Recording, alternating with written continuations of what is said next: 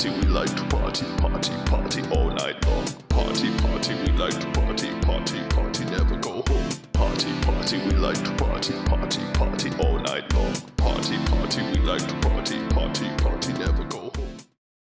What's up, everyone, and welcome back to episode 45 of the Ball Talk Pod. We're here to recap the Thunder's massive Game 4 victory over the Minnesota Timberwolves by the score of 128-126 to take a 3-1 lead in the Western Conference Finals. Chris is over here singing the Rocky theme song because that's how this game felt. Punch after punch, having to get back up, withstanding every run the Wolves had and answering back. The Thunder did that tonight. They did not look like the youngest team in the NBA. Chris, you were in Paycom tonight. How'd it feel in there, man? Walk me through that situation. Okay, Paycom was a lot of fun. If they do it again in the future, I would say it's a lot of fun to go to. They do the starting lineups like they do for like the regular game. Like they did like the whole like Anthony Edwards starting at guard. Yeah, and they did, and they like everyone was cheering, and we did the Lou chant. You know, when Lou's announced, everyone goes Lou, when it sounds like you're booing him. It was a lot of fun. There was a sense of ease watching the game there because I've seen so many games there that it just felt natural, and I was more confident, I think, and more relaxed. Yeah, you had to sit in your seat instead of pacing around your living room. Yeah, so I was forced to kind of sit down, except for the final plays. I was pretty much running in and out of the arena trying to find some sanity. But it's a lot of fun. They do a really good job of keeping you engaged, doing some announcing. I didn't have to listen to that horrible broadcast. Oh, man, don't get me started. Actually, get me started, because that's horrible. It's so bad. They just don't talk about basketball. It's I think Rob Perez, who's a great follow if you're on Twitter, he just said it's the most online broadcast of all time. Like Doris Burke talking about like Shea being a free throw merchant again. Yeah, doubling down. Just like talk about the game, do research, understand. And then Richard Jefferson did. From what I heard, I didn't hear much, but he kind of shot back at her. But he did. At one point, he called it the Eastern Conference Finals. So that was good. He corrected himself in the moment, but I was like, this just encapsulated everything. I mean, Doris Burke, and it sucks we haven't even talked about the game yet. We've talked about Paycom and the stupid announcing. But like Doris Burke, the NBA has a problem where you're sitting there and all these casual fans that are tuning in. I understand that it's not the NBA channel. The NBA is broadcasted on ESPN, so it's ESPN's writers and all that stuff. They're generating a narrative that makes people hate the game. And then you see the ratings low. What Shea did tonight, 40 points on 30 shots. I understand he shot free throws. A lot of them were at the end, and all of them were earned. There were no gimmick like foul tried baiting. Multiple times. He did, and they didn't call it. They played great defense. I thought Nikhil, his cousin, played great defense on him.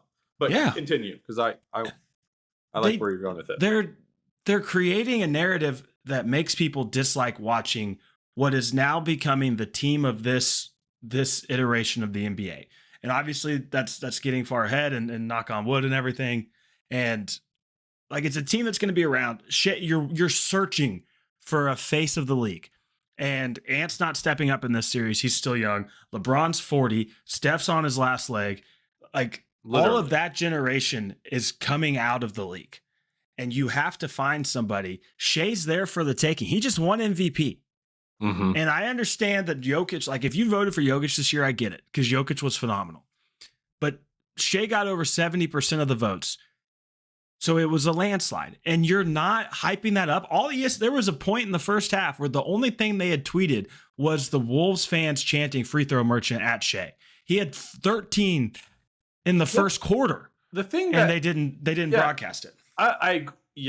They're pushing this narrative, but it's a narrative that they're stealing. Shouldn't the ESPN, the announcers, be the people who are creating the talking points for the game, or who have watched enough basketball that they know the nuances that can be pointed out for people online to talk about. Instead, they're bringing whatever's online. And I used to love Doris Burke. Like, Yeah. Doris Burke growing up was like, oh, you got Doris? Like, that's a great broadcaster tonight. And Richard Jefferson has his moments, but like you said, Doris Burke, I feel like she just gets online, looks at what's trending, and there's her talking points for the game. And it sucks that they're with Mike Breen, who's maybe awesome. the best. Yes. Maybe the best. The Knicks are so lucky because they have him for their regular season broadcast. He does the Knicks and then ESPN's. Oh, really? Yeah. Just so lucky. But this broadcast makes me want to go listen to Michael Cage talk about Church League every game. All okay. Right. There's your broadcast. Enough of broadcast. We need to talk about this phenomenal game. Chris, walk me through how you were feeling going into this game, because I was pretty nervous. For sure nervous. My biggest thing was like, I don't want to give them confidence going into game 5. You're right. You want to set the tone and you want to win this game so that it essentially erases that 42-point loss or whatever it was. You want to like dig your teeth in and erase it so that they don't have the confidence coming back to Paycom in a crucial, pivotal game 5. And so that thought process made me nervous. And my in-laws could tell you at dinner, I was very quiet, which I'm not very quiet. And it was... We have a podcast. People with podcasts aren't quiet. It was just like, I was nervous for sure. You don't know what can happen in the NBA playoffs. So winning this game felt really crucial. And I was texting somebody and I said, it's a must win. It felt like a must win. I think it felt like a must win. I don't know. You want to mentally think it was. Like, you wanted the team to be like, we got to go take this one and bring back momentum to our side. 100%. And it's also like, I wanted to see them like show that Minnesota didn't figure something out, that then they were going to lose by 20 points every game. Like, I wanted, the last vision I saw of that team was being blown out in the playoffs, and they had no answers. So to watch them answer tonight, and we talked about it on that 10-minute Forgotten podcast where, they've responded all year. It's probably going to happen again. Yeah, so. That was the thing going into it. It was, and Mark had a quote after the game as well. Somebody asked him about like, what was his confidence level of this team bouncing back? And if I can get my likes up and Twitter to load, he said, they asked him what he learned about his team tonight. He said, I learned nothing. They're easy to bet on. Like, just a cold quote where it was like, it's so hard in the moment. And you text everyone, and we talked about it on the podcast. This team has responded at every turn. They had a response. Everything that went bad, they've responded immediately. They lost to Denver the second night of the back-to-back and the lost dub in that game for an extended period of time. They fly and play Boston 48 hours later, and they go into Boston and win that game. Mm-hmm. Like, just stuff like that. It's always been there. But obviously everything's heightened in the playoffs, and series are swung. Every single game, the narrative just switches. I mean, look at what happened after game 3. Stephen A's like, Minnesota's going to win this game, and this is going 7. And honestly, if like I would have come on this pod if we had lost tonight and been like, I don't know if a home team, like an away team, will steal a game, because if they had responded and they very easily could have won this game tonight, it would have been very hard to see Oklahoma City winning 2 in a row, game 5, game 6. Like, it was like, this series is going 7. And now it still hypothetically could, but now listen to all the podcasts, listen to this one, listen to every podcast that covers the NBA tomorrow. And it's a complete shift of narrative from the Wolves have figured it out. They're going to do what they have to do to get this back 2-2 to Oklahoma City is a machine. This is what we knew all along. Right. Yeah. Everyone's going to claim we knew Oklahoma City was going to win this game. We knew, how are they? We knew they were going to split in Minnesota. They've done this all year. Whatever. Yeah. Which I kind of thought. Like, it was like going into it, and I might have said it on this podcast, but I told everyone, I was like, I was so confident there was no chance this team drops 2 in Minnesota. And after game 3, I was like, not so confident. They might. They might. I mean, they did their job. Yes, they lost by 43 points, but it was one game. Yeah, they're up 3-1. They're up 3-1 coming back to Oklahoma City. They're going to sleep in their own beds tonight, and they're going to sleep in their own beds on Tuesday night. Like, Yep. with a 3-1 lead. It feels a lot better being up 3-1 and lose by 43 points in that one game than it does to be down. Yeah, for sure. But yeah, the game, like starting out, both teams were hitting shots. I think the story of this game, from like, it kind of plays into each other. The shooting of this team finally having it was just going into this game. Please give us one game of competitive shooting on the road. We need specifically on the road. On the home, on the home court, there's enough, the crowd and everything that you can kind of overcome that. But on the road, it's shooting that wins you games. And you, like in the Denver series, you were lucky that Denver couldn't shoot either, because we couldn't shoot at all there, and we're winning grinded out games. And if Denver had shot well, I don't know if we're sitting here tonight recapping this series. This series. So the Thunder end up 16 of 37, 43% from the 3-point line. Minnesota, they were 18 of 41.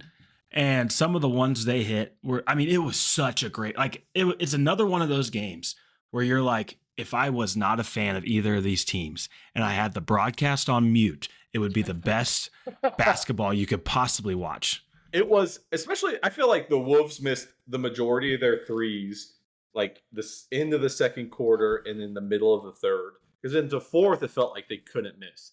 Alexander Walker was awesome. Dante DiVincenzo woke up. He woke up. Finally they had a career shooting night. And for the Thunder to say, because those are games that in the playoffs, the home team wins because their guys are just shooting. It's the energy. Yeah. So good, right? And shout out to Dort and the guys who were on Randall and, what's his name? Anthony Edwards, because if Anthony Edwards scores 25 points or 30 points, that it's not even close. Yeah, with how well everyone else was shooting. So being able to steal that kind of game that they had from their role players, I feel feeds into they just can't get any momentum. Like, we shot that well, our whole team shot that well, and we still lost. It's like, what is going on? Like, this team, that their hope and their will, I think, is sort of crashing down on them. But I don't know that. This is Dort had 4 points tonight. He was 1 of 3 from 3, 1 of 2 from the free throw line. I'm 98% sure all of that came in the first quarter. But those 4 points, he fouled out, which, of all people, if you have 5 or 6 fouls, you might as well use them. That's right. But what he did in his 30 minutes was just he is probably your fourth most important player tonight. Sure. Behind the big three, which we'll get into, because you mentioned how tough it is as a Wolves fan. Like, if you put the other hat on, you wanted to look at this from a Wolves fan perspective. If you had told a Wolves fan going into this game that Jaden McDaniels would have 22 on 50% shooting from 3, you would have a 21-point Dante DiVincenzo game, a 23-point Nickeil Alexander-Walker game. You're like, we won by 30. Yeah, again. Because you assume Ant's at 30. You assume Randall's at 20 plus. 22. And they just, they combined for 21 points. I think they had 54 combined in game 3. And all along, our Chet, J-Dub, and Shea combined for 95 points. Yeah, of the 128. Those 3 were awesome. Jalen Williams finally had a great shooting night, 6 of 9 from 3. And it was just so awesome to watch. That's a championship second option. Yes. That you just watched. Like you and can't he's a argue that. Player. Can you imagine how much Milwaukee would attach to Giannis to trade for J-Dub? But just like we talked about it, and you were singing the Rocky theme coming into this pod. They the Thunder would get up 7 or 8, and we were texting about it, and it's find a way to get it to 15. 15 just feels like an important number. If it's 10 or less, we got it to 11 on the first possession of the third quarter. If you find a way to get it to that number, it feels like a much taller task. And Minnesota ends up Caruso starts the second half for Hartenstein, which Hartenstein only played 15 minutes tonight, which they were important 15 minutes. And Mark, I think it's, people make a big deal of the starting lineup. Don't look at the starting lineup as him making adjustments. It's minutes played over the course of the whole whole game because he only played 15 minutes. Hartenstein did. But Caruso hits that 3 to go up 11. Wolves respond with a 7-0 run. Eventually, they tie it up 79 all. Just from like excellent shot making. Like it was just fantastic basketball. Like I said, if you're not a fan of either of these teams, there's no stress and this is amazing. But I texted you, I texted some other buddies. If you stay through, and it sounds very thundery, which makes sense because I look at a lot of Thunder stuff. If you stick to your process that got you to this point in the game, you're fine. You just have to do that. And throw in some just elite shot making by your big three. It was the recipe for success tonight because every time they'd make a run, anytime they cut it to 2, it like Shea had a response, Dub had a response. There were several times where they would lose Caruso under the rim and they'd like be double and tripling Dub and Shea and they just throw it down to Caruso and there he is under the rim. I mean, just a counterpunch to everything that was thrown at him. And they played like a championship basketball team. I think this is the most impressive win of the playoffs this year. Well, I agree because I think it also shows how much they've learned throughout this postseason. Like that's the same game we lost game 1 to Denver. Yeah, we waited to foul a little bit longer. We fouled with 12 seconds left. It felt like an eternity. We go down, all that transpires. They hit a 3 in the corner to win the game. It's like that's what happened in Denver. The script was there. The script felt the same. We made free throws tonight. We waited longer to foul. You see in them process all those things and correct what they did is so encouraging and so nice it's just so encouraging to see because you hate to see history repeat itself and you hate to watch it again. It feels like a nightmare because the definition of insanity is doing the same thing over and over again and expecting the same result. And so being able to correct and make those changes is just doesn't drive me insane, right? It's not insane. Yeah. I mean, this whole podcast could be about the big three. I mean, Chet hit some very timely threes. One of them ended up being a 2, which I thought both of his were in the fourth quarter, but he hit some big shots, had a massive block late. Thunder were up 5. I thought that block sealed the game. I thought it was a goaltend, and then they showed the replay, and he just timed it perfectly, and it was very obviously not. And that's like it was like an inkling of what a fully healthy Chet is. Like that was probably as close to first 9 games of the season Chet that we've seen since he's come back. With his impact on both sides of the court. Dub, he got going early. He hit 2 threes early, which was massive to see. He was 6 of 9 from 3. Nice. And 34 points, 5 assists, 3 rebounds, 3 steals, only had 2 turnovers. I mean, his shot making was everything you could ever want for a second option on a championship team. And we'll talk about Shea. Honestly, my favorite shot of Dub's was when Shea drove down and did the splits, and Converse got the best marketing ad they possibly could ever ask for, with Shea somehow keeping his pivot foot down while going through all that. Passes the ball underneath. I think it was Gobert's legs. It was, I think, Jaden Daniels. McDaniels, and out to Dub. He catches Daniels was playing the quarterback for the Washington Commanders. What a crossover. Jaden McDaniels. I mean, that shot was massive. He was another one that was like anytime that they'd make a run, there's a Dub 3 or a Dub tough runner in the middle. Like his mid-range was where it needed to be. He was efficient, 13 of 24, 54% overall, hit both of his free throws.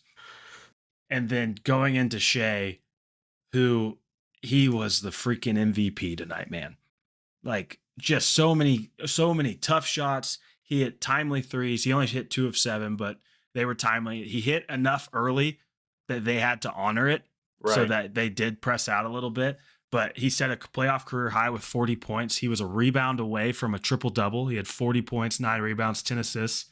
He turned the ball over 5 times. Yeah. Honestly, there was a play late that we were up 5 and we threw the ball in and they like stripped him. And I just was like, wait, what? This doesn't happen. Like that was when like been a foul. I didn't see a replay. See it, I guess, but Shea after they came down, hit a shot, and then Shea got fouled again, he went to the ref and was like, dude, they fouled. I don't know what you want I me understand to do. if you don't call that in the first half, but in that moment, you can't miss fouls. Yes. Especially because the timeouts are so important. You don't want to waste a challenge in a timeout. Like it's a whole strategy thing. But he missed one free throw in the clutch, which only made it a 3-point game, which gave the game a bit more life than we wanted. Right. But he hit both the next time. You can just see on his face, and sometimes it's almost like I think it works the other way. But tonight there was just a calmness about him, and he was directing traffic. He was directing his guys like, no. If you cut through there, I can get to my spot and hit this jumper over Gobert or McDaniels or whoever it was. I mean, he just was in a flow. And when he gets into that, and you have Chet and Dub doing what they're doing, you mentioned how tough it is for the Wolves to take their role players shooting as well. It would have been so hard to swallow getting this game from Dub and Chet and Shea and taking a loss. It would have been this would have been the kind of loss that really shifts a series if you lose a game like this with your guys playing that well. Not to say we would have lost the series, but it would have been something tough to overcome. Mm-hmm. And then Chet coming in with 21 points, 3 huge blocks. That, like we talked about, that block on Jaden McDaniels was huge. And then, 7 boards that feel big, 2 of 4 from 3, 9 of 14 from the field, played 33 big minutes. We went small some, which I like that against the Wolves. It kind of forces Randall to try and create. It forces him to try. He something he's not comfortable He gets doing. his eyes all buggy, and he's like, I'm going to go. But it's either on Kaysen or Caruso. And they just pick him. But it's like, he's going to go because he has someone smaller on him. And as a fan, I'm not sure what Mark wants to do. But as a fan, I welcome Randall trying to bully somebody. I know it didn't go well in Game 3, but Game 3 is kind of a wash when you think of when you think about it now. So yeah. I think another thing that was huge, I don't know how this is going to work out, and I'm not going to worry about it right now, but Kaysen Wallace should get whatever contract he wants. Like, he just is so active, and he provides a level of energy that very few do, especially as a second-year player. I mean, he got an offensive rebound. We were up 7.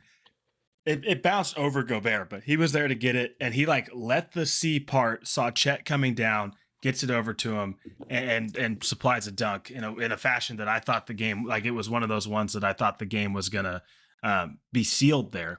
And then obviously the Wolves hit some crazy threes.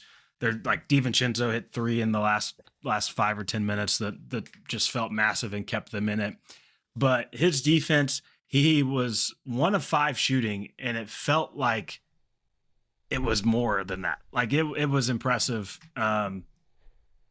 And I can't speak more highly of Kaysen. But yeah, we got some Kindred minutes that were big. He was 2 of 3. He hit a 3. It's funny how it kind of felt like a rinse repeat of Game 1 where we had him in there he played 12 minutes, but he hit a dribble into the lane and pull up jump shot, then a 3 back to back. It felt like the same thing. Yeah, I like his minutes because those are the small ball minutes. So I like those, and I like going single big too, because I think that really creates a interesting dynamic for the Wolves, who want to force bigs to get into action a lot. So yeah. Then I do have a question. It felt like to me that the first quarter and the third and the fourth quarter were refed similarly. I felt like they let a lot go. Everyone was very aggressive. It felt like a war. It was playoff basketball.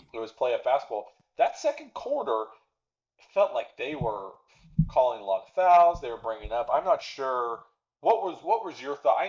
We won't ever complain about officials because it's that you have to adjust to that game. You have to adjust to the officials as a championship team.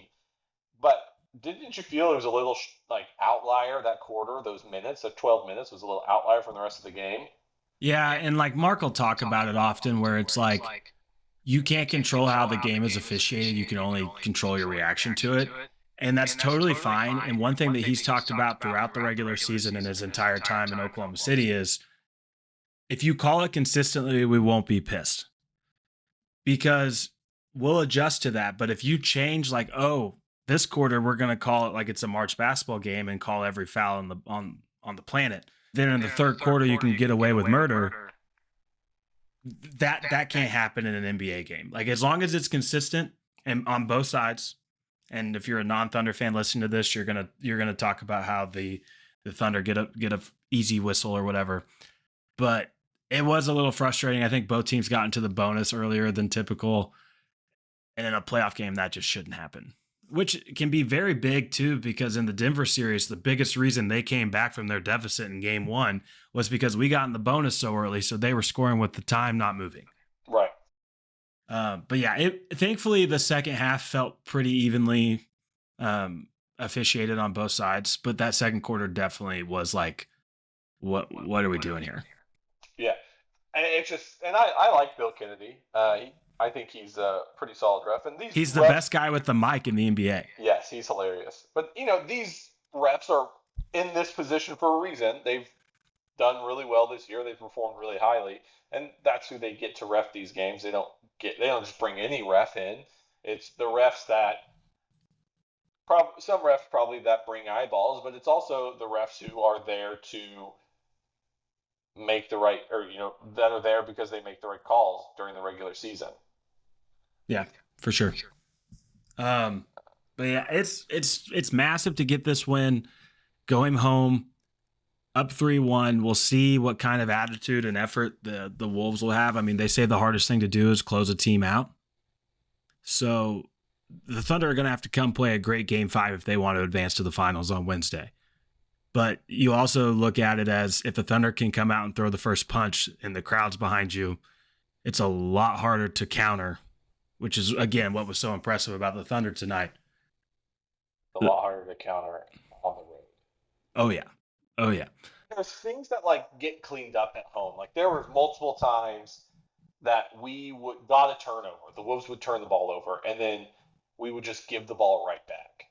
And then they would come down and score. There were times that we would get a poke away, but then for some reason Isaiah Joe or Dort or Jalen Williams there would be a slip with the handoff, and the Wolves would get the ball back and they would come down and score. So it's like a wasted turnover. And generally the Thunder are one of the best in the NBA at turning turnovers into points. So you expect that to kind of fix itself as we go back home to the Paycom Center on Wednesday.